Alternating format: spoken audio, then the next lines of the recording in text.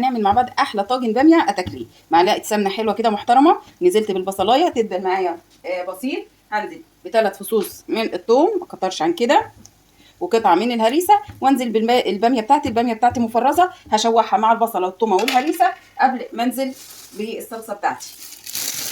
انزل معلقتين هريسه وانزل بالباميه بتاعتي اشوحها، وبعد كده انزل بالصلصه بتاعتي. دلوقتي هديها عصره ليمونه عشان تفضل الباميه بتاعتي خضره وجميله كده. حطيت مكعبين من المرق، وهحط لها معلقه صغيره من الكمون، كزبره، فلفل اسود نص معلقه،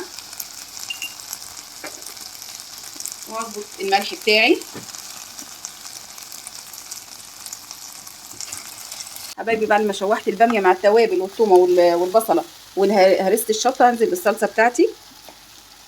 دي صلصه طماطم انا عاملاها جاهزه، واديها كمان كبشتين شوربه، واديها غلوه واحده واحطها في الطاجن وادخلها الفرن.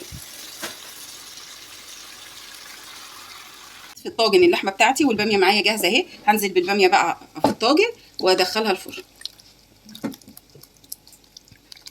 بسم الله، ما شاء الله، شويه باميه زي العسل.